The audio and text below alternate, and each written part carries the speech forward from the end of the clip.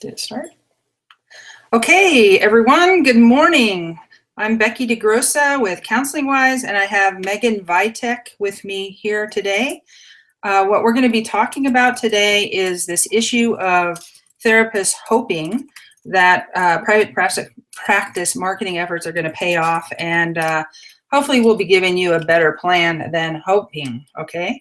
So let's make sure that we got things working here today. Before we get started, well, this is me on the left in case you haven't been here before, in case you don't know me. And Megan is here with me. Hello, everyone. It's great to be here. All right, Megan is the marketing director for Counseling Wise, and I'm the founder. Again, for those of you who haven't been around these webinars before, glad to have you today. Before we get started, wanted to check with you to see if you can hear us. So if you can hear us, if you can see the screen and then hear what we're saying, please type yes into the chat area. Okay, good. So we're already hearing from somebody that they can hear. Okay, awesome. The rest of you go ahead and type it in as soon as you can so that we can make sure that we have good connection. Michael says, nice new headshot, Megan. All right. Hello, Laura, great. If you guys can hear, just put yes. There you go. Shanab, Christina, yes, perfect. There's always a delay with Google Hangouts, so we want to make sure. Okay, so we're gonna get going here. First of all, I'm gonna start out with telling you my own story of private practice, and lots of yeses in the chat, I can see that. Great, I'm really glad that it's all working for everybody. Okay, so in 2006, after I finished my master's degree in counseling, I launched my private practice. Many of you already know that story. My private practice was about Center for Healthy Divorce is what it was. And I had really poured my heart into my website. Man, I worked really, really hard on that. So the thing that I noticed, though, was even though I felt that I had so much to offer people, okay, because of what I had gone through and, you know, a better way to do this divorce stuff, what would happen is that every once in a while someone would stumble upon my website and call me, but for the most part, very few people were finding me, okay, and that was a real bummer. It was a very, very big bummer, and that was even after I had learned a lot of stuff about changing my marketing message so that when they did find me, it was very compelling. But very few people were finding me. So, you know, do you relate to this? Some of you probably do. You probably know what it really feels like to feel that you can help people, but there's nobody really discovering you, okay? And so if that is the case, this is something that's really going to be helpful for you today. So I'm going to start out by talking about a study, and I call the study Art Without a Frame. You'll see why in a second, but it was just fascinating to me, actually. It was really interesting. Now, some of you, if you're into you know, if you're into fancy music is what I call it, because it's not really something I'm into myself, but Joshua Bell, he's basically a, you know, he was a child prodigy. He's a virtuoso. A very interesting part of his background is he was raised by two psychologists, which is kind of cool. And when he was 4 years old, they noticed that he was actually putting rubber bands around the drawers on his dresser and plucking out the classics, okay? And he would change the tone by actually pushing the drawers in and out, okay? So he was replicating classical tunes by ear and then varying the pitch by moving the drawers in and out when he was 4 years old. So his parents said, maybe we need to, you know, have this guy get some training if he's doing this already. So they did. They enrolled him in music lessons, age of 4 in Indiana, and he went on to just become this world famous violinist, okay? So he now plays a $3.5 million Antonio Stradivari violin from the 1700s. And he basically, you know, when he plays in concert halls, he commands, and this was back in 2007, he commanded $45,000 a performance, okay? So the guy's good, let's just put it that way. He's really good, okay? Well, something happened. The Washington Post actually approached him and said, hey, we want to do an experiment. And what we'd like to do is have you dress in street clothes and go and play in the subway.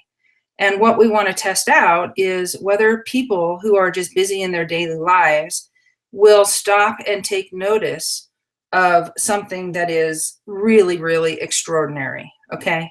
And so this was the experiment that they wanted to do.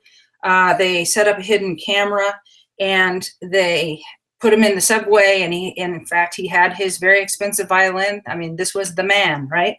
And he started doing his thing.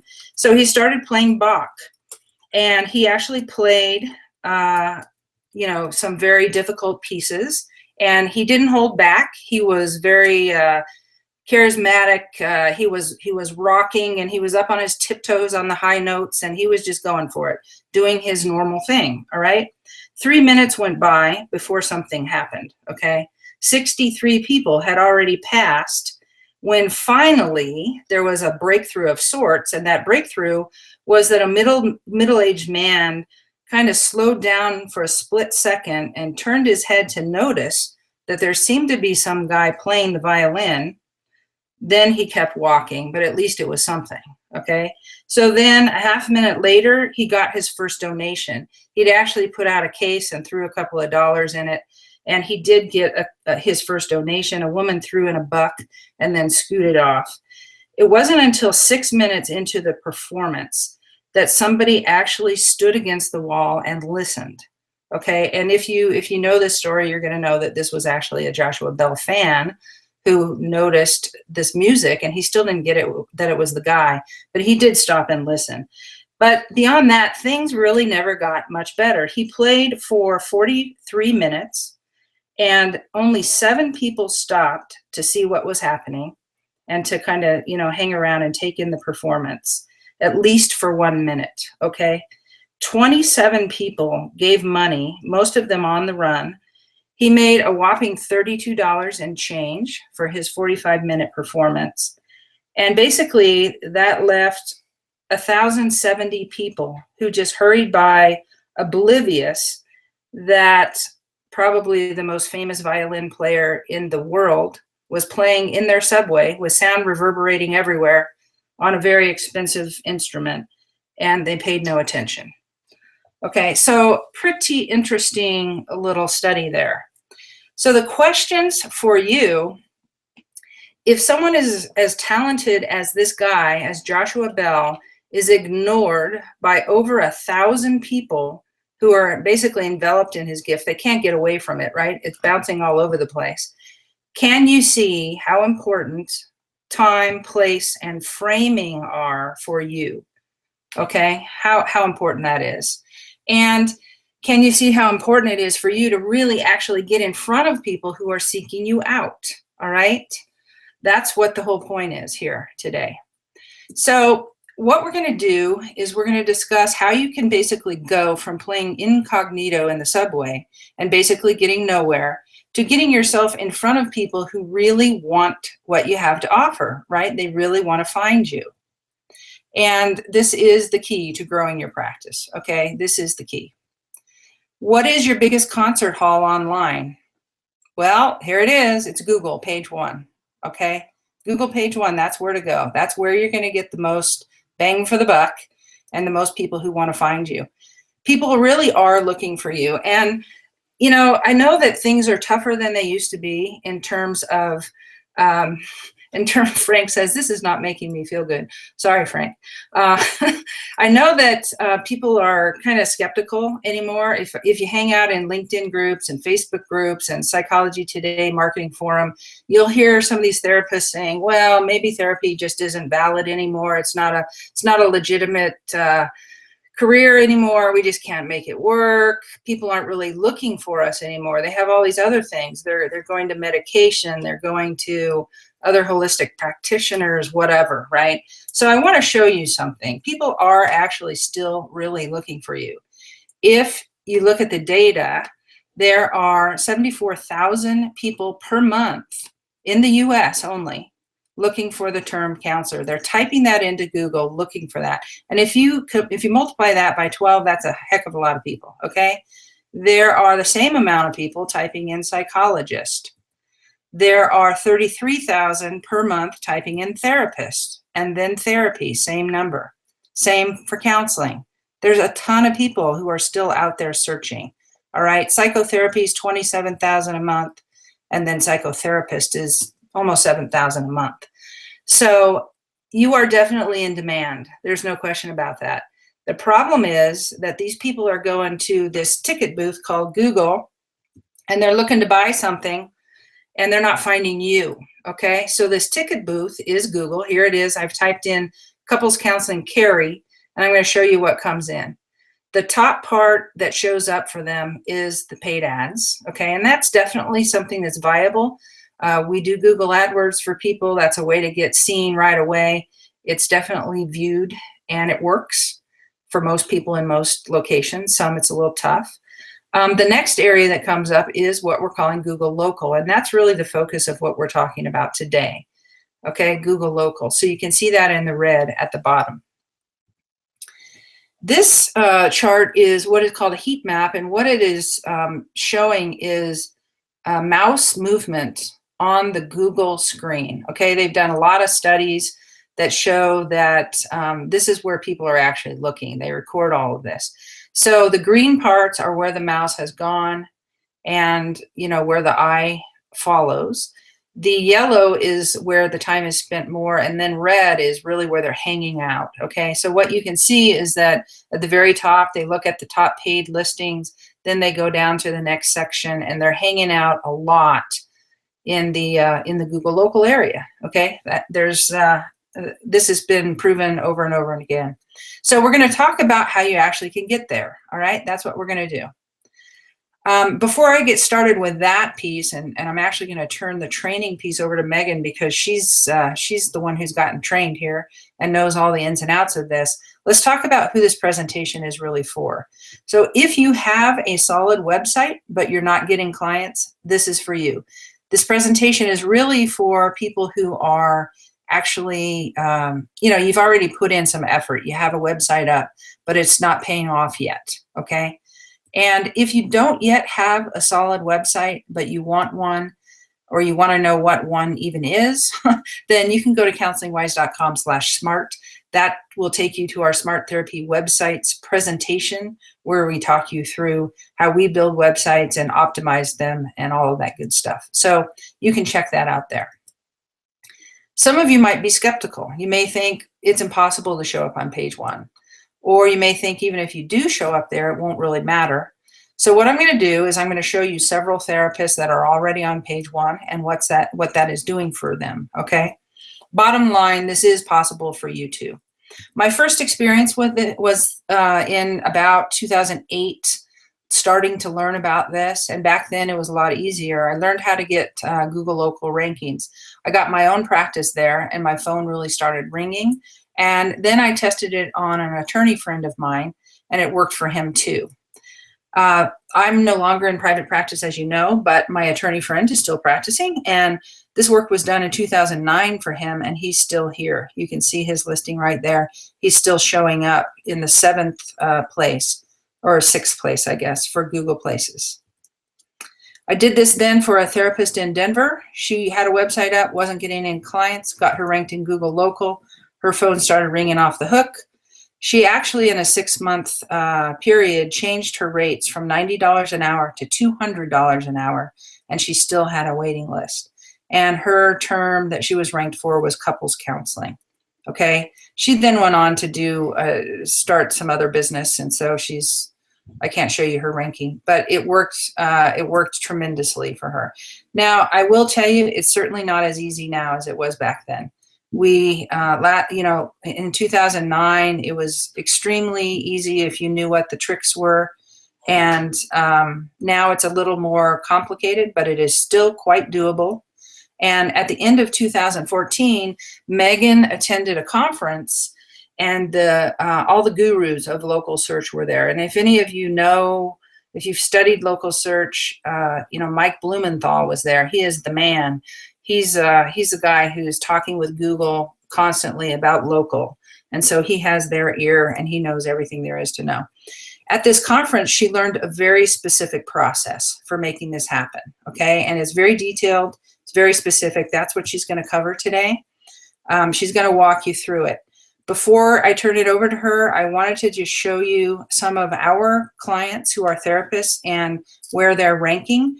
We have, these are just some examples. I have left many of them out just for privacy reasons, but here's one of our clients in Cary, North Carolina. She has about 10 listings on page 1.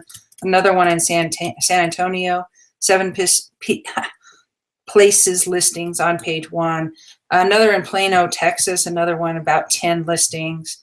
And then another therapist in New Jersey with, 11, 12, something like that. Okay. So it's definitely possible. There are going to be tons of details that Megan is going to share here. What I encourage you to do is, first of all, stay until the end. If you possibly can, stay until the end. We'll share a ton of information with you. We'll give you a link also to a resources page that we put on our site so that you can use that to improve your local rankings yourself. And also at the end, you're going to hear something that we have to offer you on how we can help you determine exactly what you need to do for your unique situation. Okay? All right, let's get into it. I'm going to turn it over to Megan now.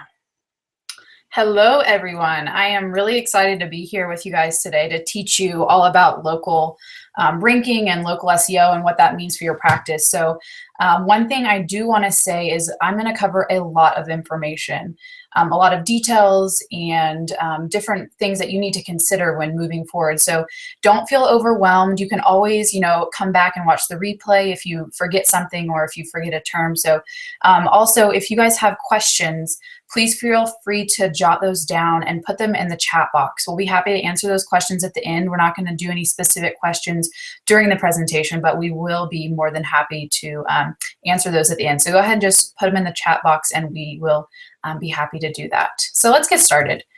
What I'm going to cover today are 3 different areas. We're going to talk about the terminology of Google Local. We're going to talk about the keys to ranking, and we're also going to talk about how to get more clicks, okay? So first, let's talk about the terminology. Now, one thing that I've heard from a lot of people, as well as even colleagues, is what is all of this Google Plus talk all about? So there are all these terms floating around about Google. Google Plus is the most recent one. So Google Plus is Google's new system. So within Google Plus, we have Google Plus profiles, which are people, and we have Google Plus pages, which are national companies like Counseling Wise, and local companies like you guys if you're a local practice. So let's talk about this for a second. So Google Plus profiles, those are people. So if you have a Gmail account or if you have any type of Google account, you more than likely already have a Google Plus profile for yourself. And the way you know if you have one of these is if you're in your Gmail account and you're looking at your email, if you look in the top right hand corner, you're going to see a little plus sign with your name. So in mine, it says plus Megan. And if you click on that, it's going to take you to your Google Plus profile. And this is for people. There's also Google Plus pages, and you must have a profile first before you can create a page. So page, like us, is a generic one would be a national company like Counseling Wise. So that's a generic page, generic Google Plus business page. And there's also the Google Plus local pages. And I'm going to show you some examples of what those look like here in a second so you have a better understanding of what those are. Some of the outdated terminology, Google Places. This is something that is what Google Local used to be called, Google Places. You probably heard this before. This is what Google Plus Local is now. So if you hear that, that's what that is. Google Maps is where all the maps are stored. So if you are searching for something and you go to Google Maps in your search bar, this is where all the maps are going to show up. So this is still alive and well, and this connects directly with Google Plus local pages. And Google My Business. Google My Business is the data aggregator and the panel where you sign in. This is what replaced Google Places. So if you have a Google local page, you know what Google My Business is. This is the dashboard that shows up when you log in. It shows profile views, it shows traffic, it shows all sorts of stuff that is related to your Google local page and your website if you set it up correctly. So that's what Google My Business is. So I'm sure if you hear that floating around the internet or if you hear someone mention Google My Business, this is one and the same of Google local and Google business pages. Alrighty, so this is Becky's Google Plus profile. So let's think about this. Profile equals person. So we see Becky DeGrossa has her name, and right underneath her name, you'll see that it says works at Counseling Wise. So if you are out and about looking at Google Plus profiles, you'll know that it's a person in a profile if it says works at blank or attended blank university. This is how you know it's a person. So this is Becky's Google Plus profile. And this is the Counseling Wise Google Plus business page. So you'll see here, it says Counseling Wise, which is the business name. It has our URL directly under our business name with a little check mark. And all that little check mark means is it's verified. It's a verified URL. It also has our logo as the background, and it has Becky's face as our profile image. Now, one little side note that I learned at the local conference I attended is Google really likes to see faces as profile images. So if you do have a Google Plus business page, go ahead and use a person. It doesn't have to be you. It could be anybody in your practice or a group photo, anything for your profile picture. But that's off track. Anyways, let's go back. So this is a Google Plus business page. And then the last one is the Google Plus local page. And the Google Plus local page is probably what you'll have if you have a local practice. So you can see that there is the Davidson Counseling Group is the name of the business. You can see up right next to the picture, it's kind of small, but there is another check mark there, which means that this address has been verified by Google. Directly underneath the business name is the business address, the phone number, the website, the category, and the hours of operation. So you can see here that this is a business page for a local business. Another way that you can tell that it's a local page is if you look on the About section in the bottom right-hand corner, excuse me, you'll see that there's a map. Okay, so we know this is a physical location because there's a map of that location. There's a street view image. There's a place for reviews. So we know that this is a Google Plus local page. Okay, so that's how you're going to know if you're looking out and on the web and you see this, you'll know that this is a local page. So the second thing we're going to talk about are the keys to ranking, okay? And there's three different pieces to this. There's three different pieces that factor into ranking. The first is your website. The second is a Google Plus local listing. And the third are citations. And we're going to dig into the individual pieces here in a minute. So these are the three key pieces that we're going to focus on in today's presentation about how to rank well locally. But before we get started, I want to show you this really great graphic that we pulled from Moz Local, which is a well-known local SEO company. And what this is this is an image showing you how Google gets all of its information. Now, if you're anything like me, you know, I used to think Google is the center of the universe. Google knows everything. They provide everyone with the data. That's just how it works. But you can see in this image that that's actually not how it works. Google is getting all of its information from other sources. So you can see all these arrows pointing into the center to Google Plus Local. You can see Factual, you can see Twitter, Newstar, Infogroup. All of these different data aggregators are feeding this information into Google Local, basically telling it where you're located, what's your business information, giving it all the information it needs to rank you.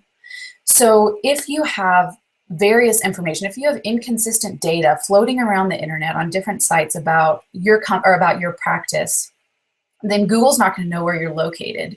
It's getting fed all of these different inconsistent details about you, and it's not going to know where the heck you are. So just moving forward in this presentation, think about this image. Think about how consistent data around the web is key. It's key to keep everything the same, your business name, your address, your phone number on all of these different sites, because this is what's feeding Google the information it needs to rank you well locally. Okay, so let's get started. Websites. So a website is key to, or the first key to ranking well locally, and it must be well built and have good SEO. And we probably sound like, you know, we're beating a dead horse here, but you have to have a really, really good website in place to rank well with Google. So if you do not, I know Becky already mentioned this earlier, but if you don't have a website in place, go to counselingwise.com/smart and watch our presentation about what it takes to create a really well optimized website. And that's the place that we want to start. If you already have a good website in place, then the next step is optimizing your pages for local. And what that means is you're going to make your page name include your city and state, your title tags, your description tag, your alt text on images. Oops. All of those things should include your city and state, okay? So when you're creating a page or a website, you don't want to just say, you know, you're couples counseling and focus on that, because you want to show Google, hey, I'm doing couples counseling in Plano, Texas, or wherever you're located. You want to present a clear signal to get Google to show them where you are.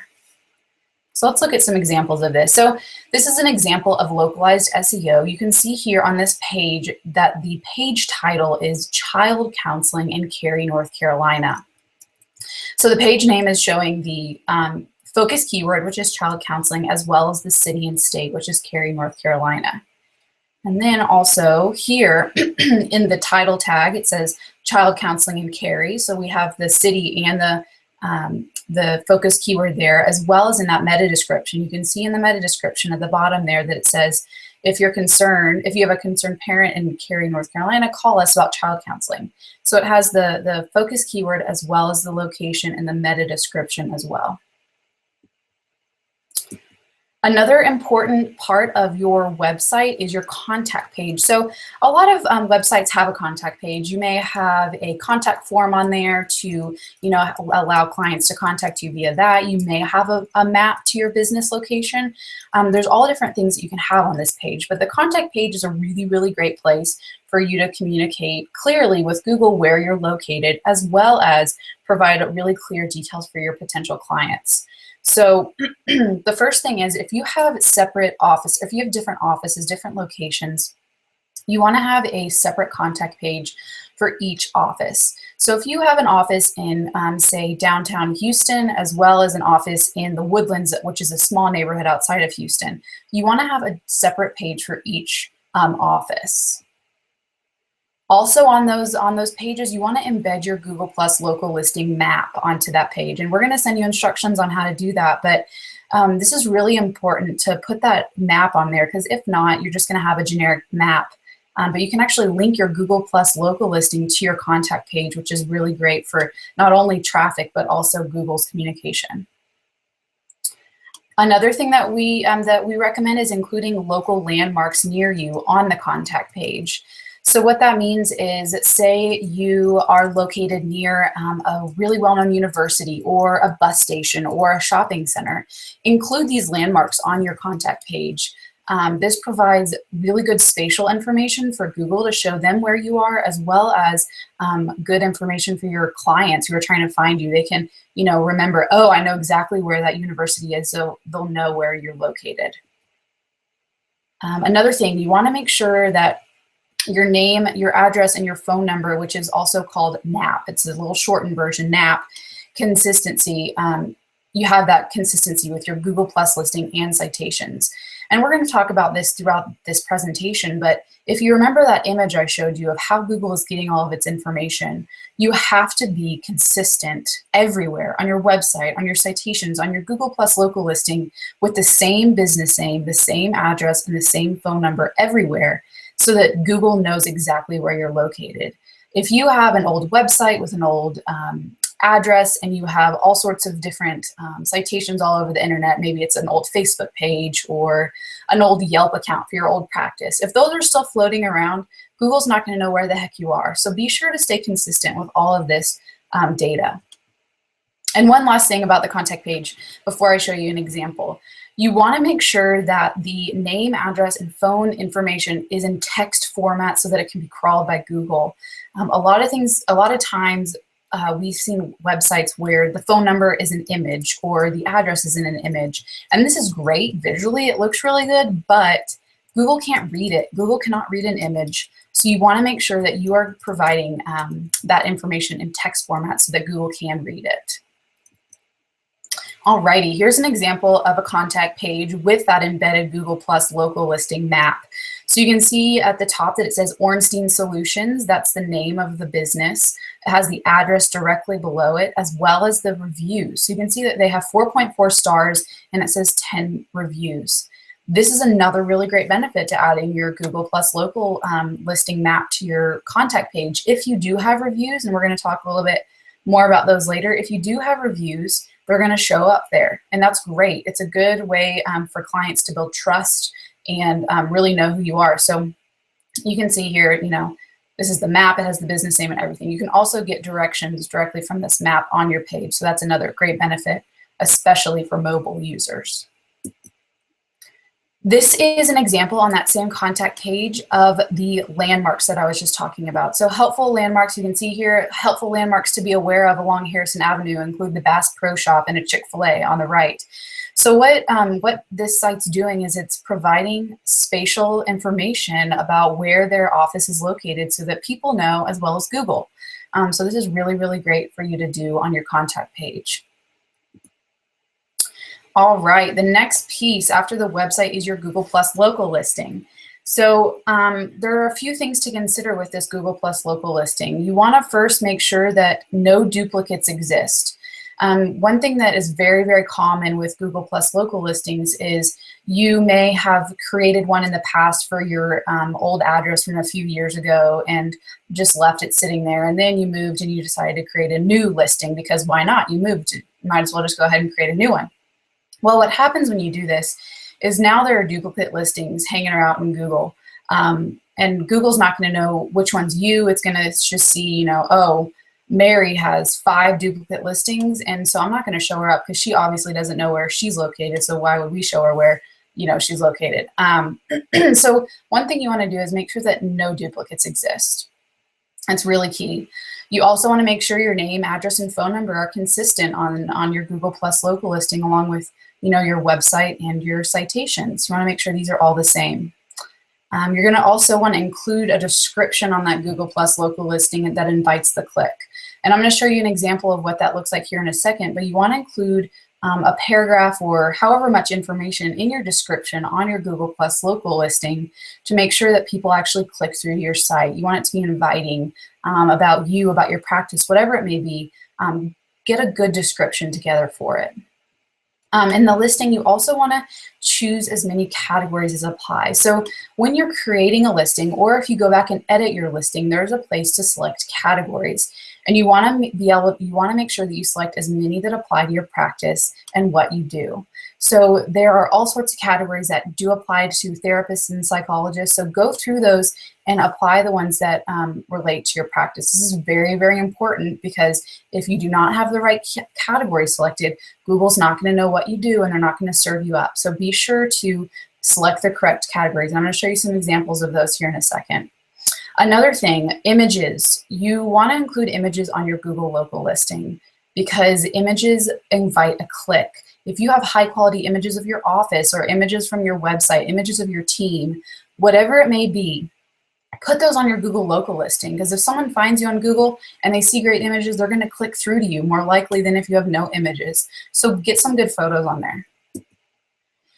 Alrighty, so this is what you will see when you log into the back end of your Google local listing. This is this is edit mode in your dashboard. And you'll see here you can enter your business name, your address, your contact info, which you want to make sure obviously is the same everywhere around the web, your address, including the suite number. Be sure to include that suite number. A lot of people forget that, and it's very important to include it. And here are the categories. So if you can see at the top, category, counselor, psychologist, family counselor, child psychologist. These are all of the categories that apply to this practice. So you want to go through and search those and find the ones that apply to you as well. You can also include your hours. You can see here the photos that I was just talking about and the introduction, that description right there at the bottom. So these are all things that you can edit yourself when creating or updating your Google Plus local listing. More about the Google Plus local listing. Videos. If you have a YouTube account and a YouTube channel, you can connect this directly to your listing. So when people do go to your listing, they can go to your YouTube channel as well. Videos are not a vital part, but if you do have them and you're well made, you might as well connect it to your Google Plus local page.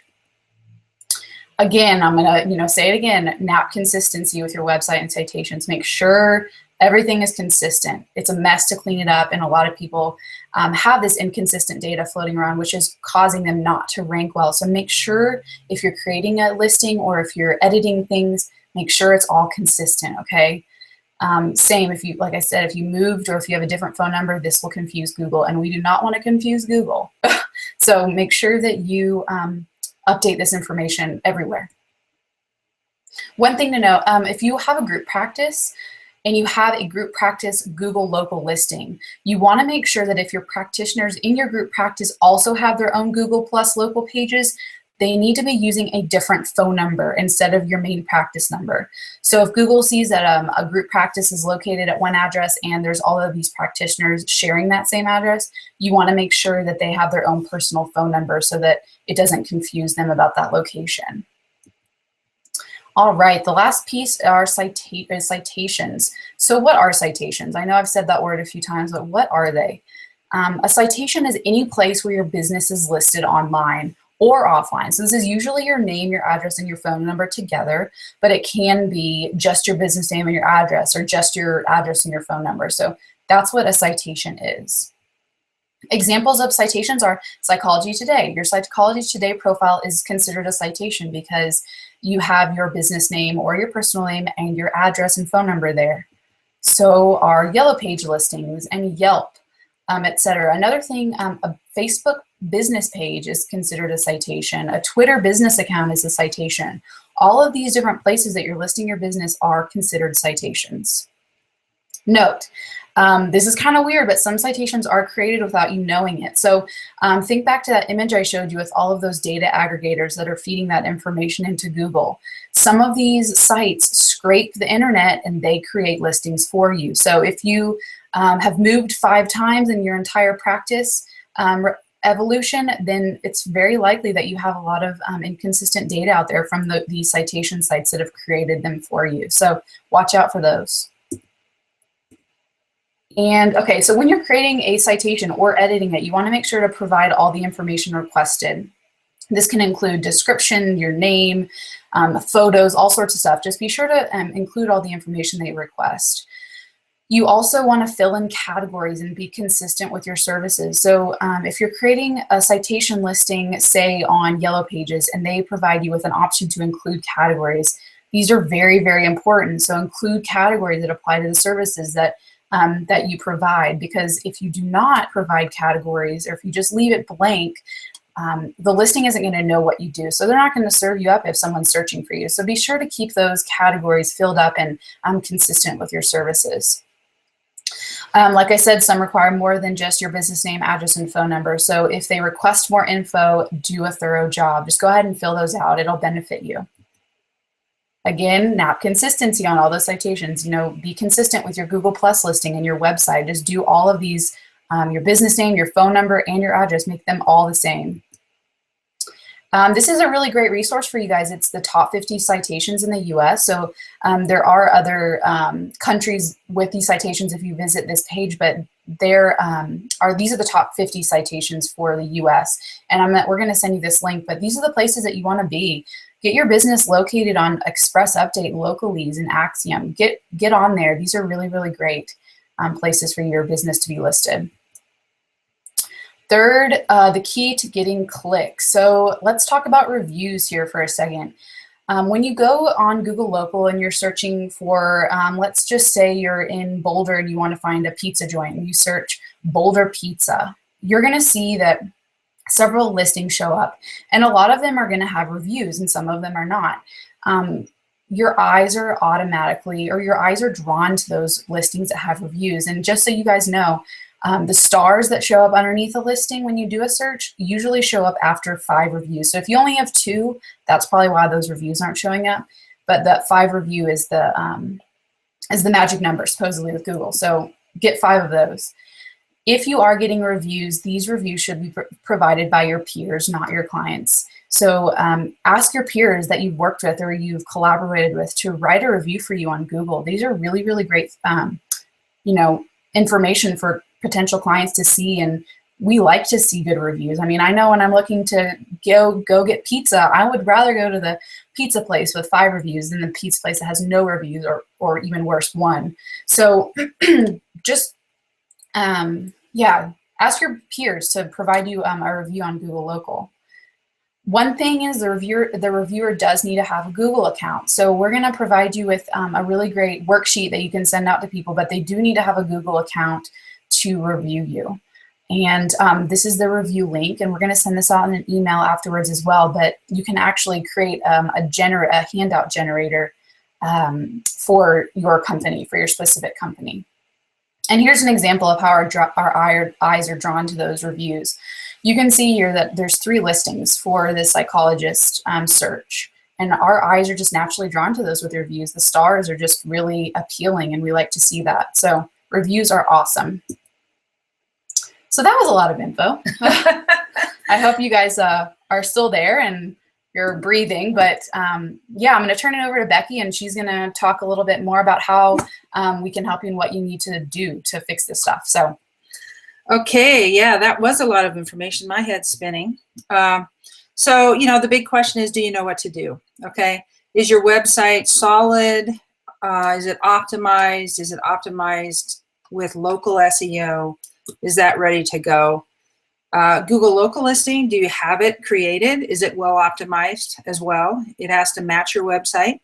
And then citations. This is the part that is really a drag. Have you ever moved your office, right? Have you ever had a different business name? Have you ever had a different phone number?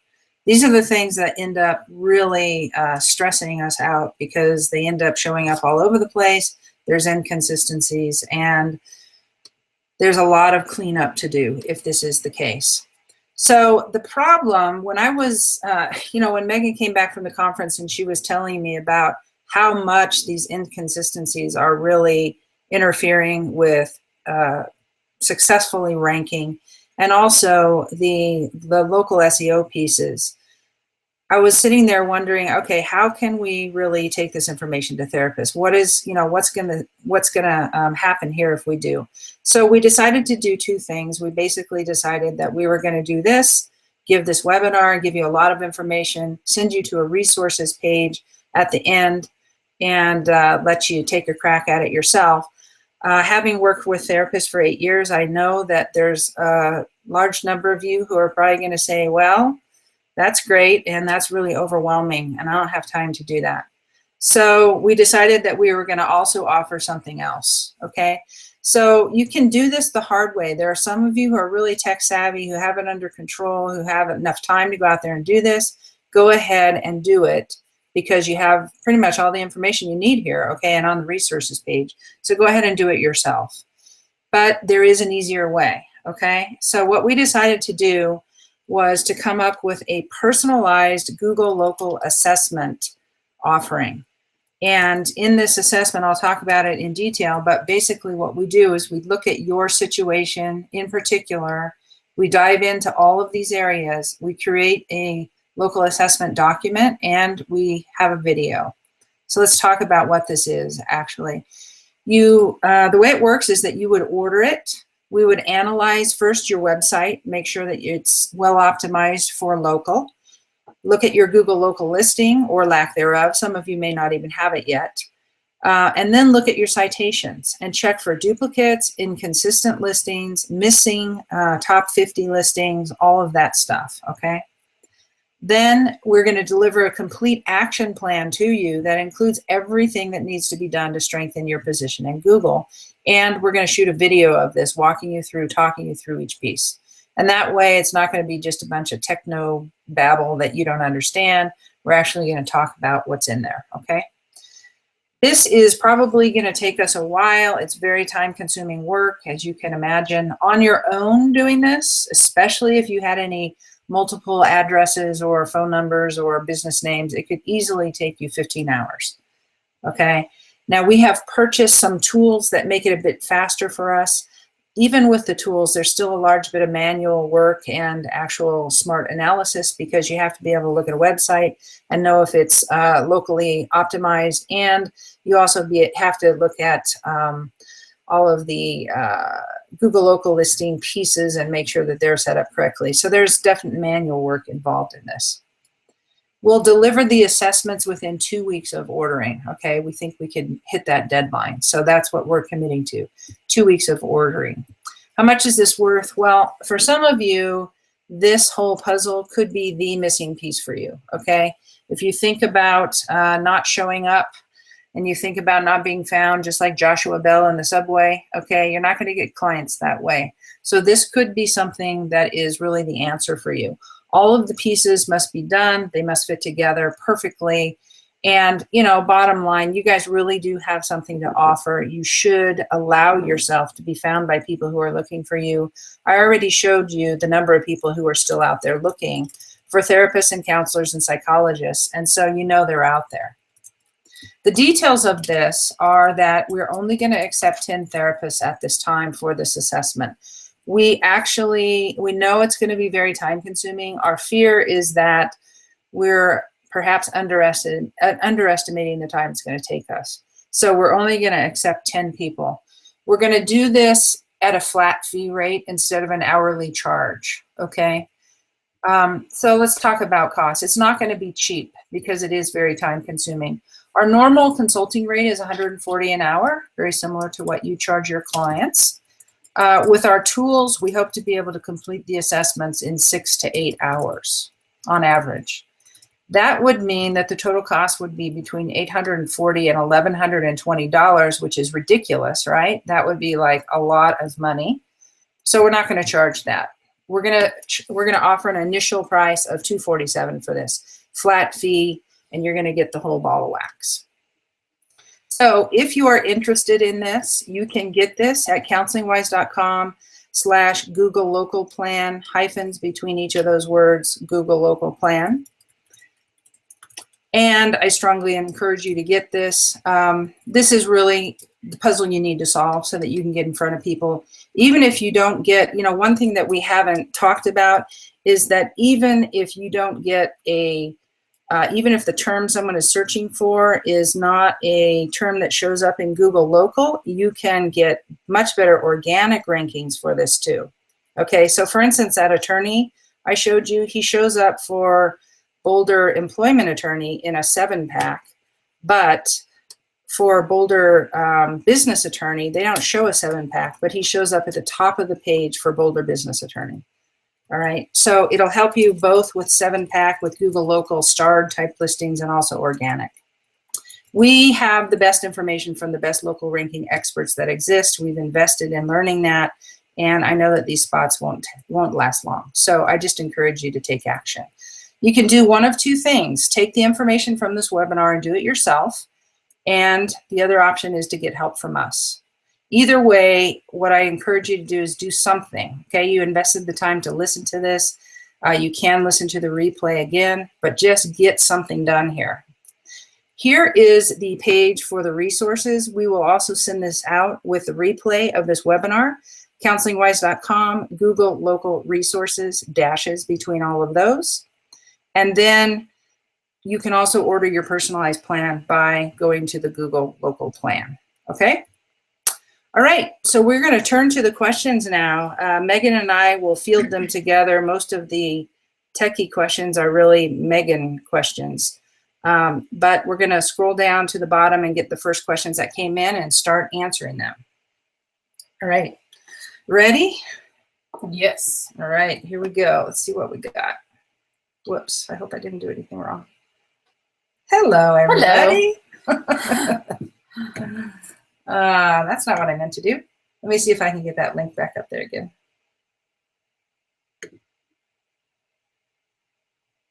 All right, share.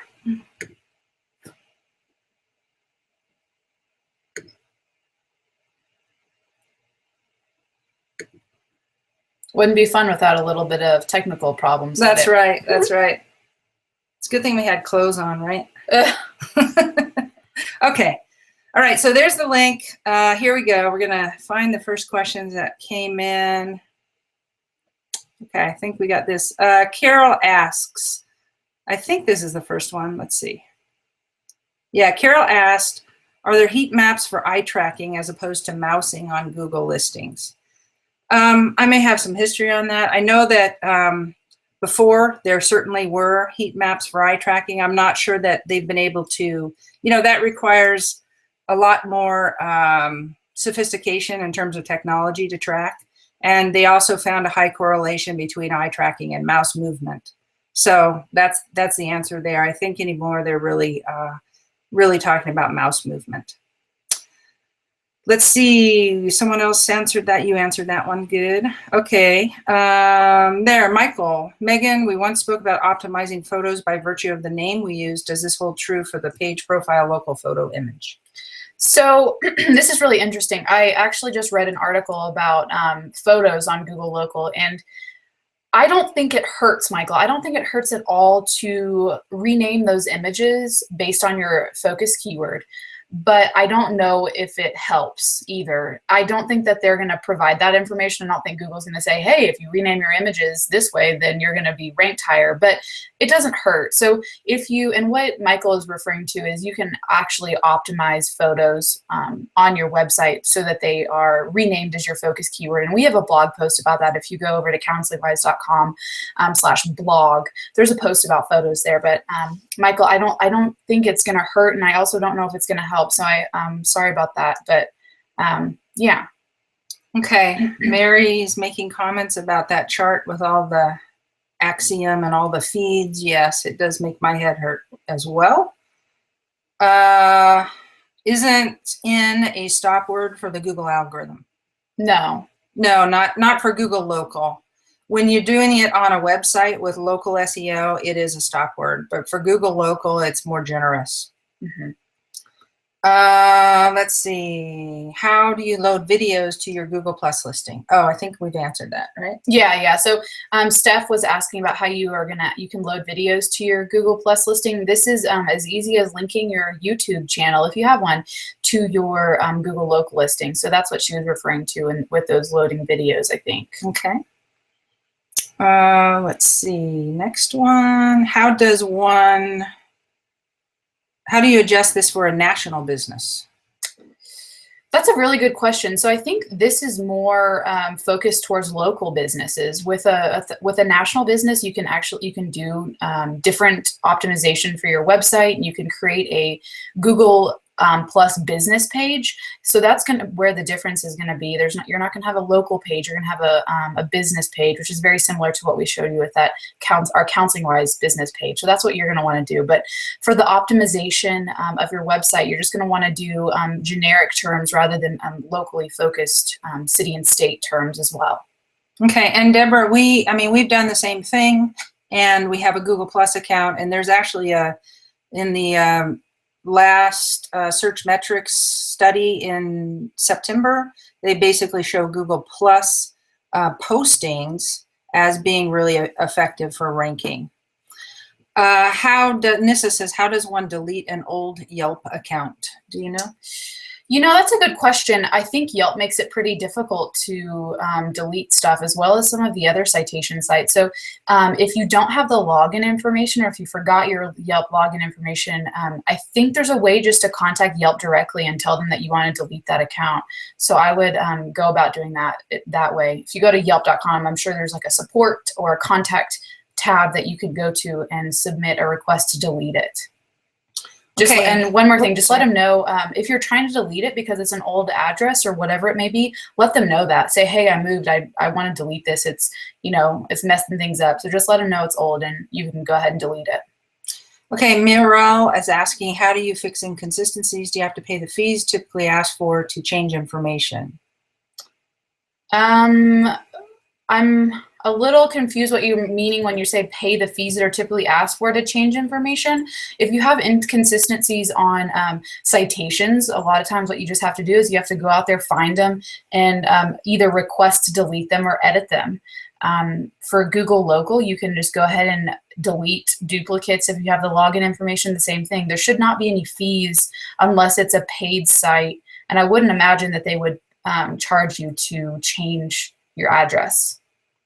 Okay. Or your phone number. Harriet, can clients give reviews, and what do you do? Oh, wait, Carol, sorry. My old Yellow Pages ad, which I no longer have, with an old phone number and address, was picked up as an autofill by automatic websites that list practitioners. I have no way of contacting those websites nor of manually making a change, which I have tried. How do I get this inconsistent information off? Yes, so this is an issue. So when this old information is fed into these other sites. Usually the source of this information, it sounds like you had a Yellow Pages ad, but usually also there are bigger data aggregators. So like Axiom is one, Localese is one. Those are the ones that are the places that are feeding this information in. So if you can't change it directly on that Yellow Page ad, or it sounds like those automatic websites, if you can't change them there, if you can't request anything or you can't get in touch with a human, go to the main sources, go to those big data aggregators and make sure your addresses are okay there. Because if they're not okay there, then they're probably not going to change them. Okay. Can clients give reviews, and what do you do with a negative review? I'll let you answer that one. Clients can give reviews. If you have a Google listing out there, anybody with a Google account can go out and give a review. So the downside is that you want to make sure that you have positive reviews from peers, so that if you do get a negative review, it averages out to a high number still. The other thing that you can do is, you don't necessarily want to argue with them, right? Publicly, because that's a privacy problem. So you don't want to do that. But what you want to do is get more positives and basically bury that negative review. That's really what you want to do. Steph, is there somewhere I can find that list of citations today, or do I have to wait until you send us the link? You can go to that page, counselingwise.com, Google-local-resources, and it is there for you. Is it ethical to get friends, peers to review you? Yeah, we just talked about that. Get peers. You don't want to get somebody who's not in the trade, so to speak. Friends, it's just not as, it doesn't have as much credibility. Stephen, what do you do with a bad review that is not true but shows up? There you go, Stephen. Same thing. Bury it. Okay. Get a bunch of good ones and bury it, and have your average number still be high. Christine, I made 2 Google Plus business pages, one for each office. I am thinking I may have made a mistake. I have honestly never given Google Plus a second thought because I don't like the interface. Secondly, how do I find Google Local through Google Plus? I only see Google Business. That's a Megan question. Okay, so 2 Google Plus business pages, one for each office. That's great. You want to have 2 different pages for each location. Okay, so you did fine there. You did not make a mistake. And you probably should give Google Plus a second thought, because it's a really, really powerful tool that you can use for social media as well. So if you're active on Facebook and Twitter, go ahead and use Google Plus too. You can post articles, you can join groups. It's the same idea. So yeah, give it a second chance. I really recommend it. It's kind of fun too. And then how do I find Google Local through Google Plus? So if you're in your Google Plus account and you are in your Google Plus profile, you're going to go ahead and, if you can visualize this, in the top left-hand corner, you're going to hover over that home button, and you're going to go down and click on pages. And once you click on pages, that should take you to your business pages. Now, if you did not create local pages for each location, then you need to create a local page for each location. But it sounds like you already did create a local page for both places. So I think you're good to go. But that's how you access it. Okay, Kylie, Becky's company's building a website now, doing blah, blah, blah. Awesome, Kylie, thanks. Appreciate it. Appreciate that little sharing. Christine, also, do you mean to say that having a Facebook business page is a citation and I shouldn't have it? Oh gosh, no. That's not what you're saying. So citations are good. When you have citations out there, the more high quality citations you have, the better. So Facebook is a very, very high quality citation. So if you have a Facebook business page and you have the consistent name, address, and phone number that coincides with your website and your Google Plus local page, that is awesome. Google really, really likes Facebook. So yes, Facebook business page is a good thing to have. Okay, let's see. Harriet, analysis is one thing, but does your plan correct deficiencies, or is that another fee? So Harriet, I'll answer that. What we're doing in the analysis is we're looking at how big the job is going to be to fix it. Our hope is that obviously you can take it. We could say this one's wrong, this one's wrong, this one's wrong. Go clean that up, fix that. Do this, do that. So if you have the skills to do that, you can go fix that yourself. If you need help with it, we will also be helping. We will also be providing help. But the price is going to depend on all sorts of different things, right? How big of an issue it is or how simple it is. So that's the answer there. Melanie, what's a 7-pack? The answer to that is, in Google Local where it has A, B, C, D, E, F, G, I think. Is that the numbers? Is that 7? However many that is. That's called the 7-pack, where those listings are at the top of the page and they have those little colored teardrops next to them. Yeah, so ideally there's 7 spots open, 7 spots that you can rank in within Google Local on page 1. Excuse me. And that's a 7-pack. Okay. Pete, what are your thoughts on Facebook's advertising feature, which targets age, gender, interests, etc. for promoting a Facebook page? Does this convert into clients? Yeah, that's not really the focus of this right now, Pete. So if we have time, we're almost done. I'll move on. Deborah, this sounds really great. How can this help a business like mine that wants a national presence? I think I think that we already answered that. We use it for ours. We are a national presence too. We post things on Google Plus, and it really helps our SEO. So play there, not locally, but nationally. Christina, should I have my own page separate from a group practice page? Maybe the group practice would rather you not, probably, but if you do, you can, okay? Yeah, and this, I know we're running out of time, but I've talked to several local SEO specialists about this, and Google says you can have your own page if you work for group practice, but we recommend not. You can. It's not a bad thing if you have your own personal phone number, but if you do work for a group practice, I would stick to just letting that group practice, have the page. Let's see, is the stuff I would need, I think I answered that. It's going to be pretty easy on most things. Maybe the SEO won't be easy for you, but the citation cleanup should be pretty easy. If your business is both local and national, can you have both a local and national page? Do you know? That's interesting. I would think that you would want to have a page for both. I think you would want to have a local page that's more of a locally focused map related page, and then you could also have a national page like we have for Counseling Wise. I don't see there being an issue, but that's a really good question. Something we'd have to look more into.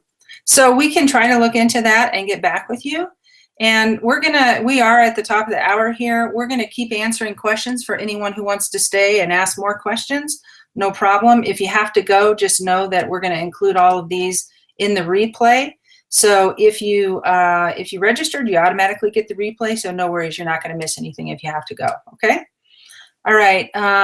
Let's see. Nissa asks, I hope that's how you pronounce your name. Is it helpful to have a Yelp account? I will answer that one. Yelp is on the top 50 list. It is very effective. There has been a lot of stuff said about Yelp, shall we say, that they tend to hold you hostage and they don't show all your reviews and all that kind of stuff. So it's still supposedly really helpful because they're very powerful in terms of giving you credibility online, and there are some sticky issues with Yelp at times, okay? So we can talk more about Yelp somewhere else. I know that people have also talked about it out in LinkedIn groups and that type of thing. Val, can you tell me what platform you're using to do the webinar? Oh, we're using Webinar Jam on top of Google+. And yes, we recorded the whole thing. Muriel is saying they usually ask for a fee to edit an incorrect listing. That's interesting. Maybe you can ask, send us which one, Muriel, which one you're talking about. Oh, you say on Yelp. Yeah. So this is some of the Yelp frustration that people have.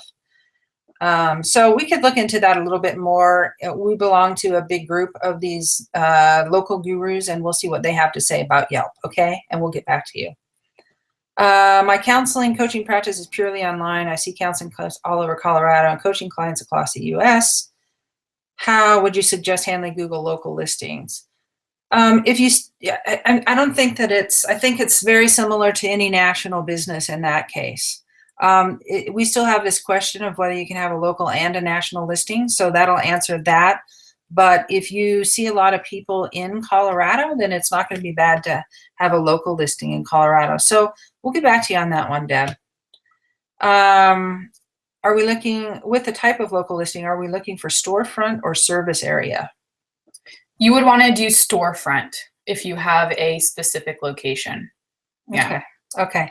If multi-site practices is best to have a page for the overall practice and a local page for each office.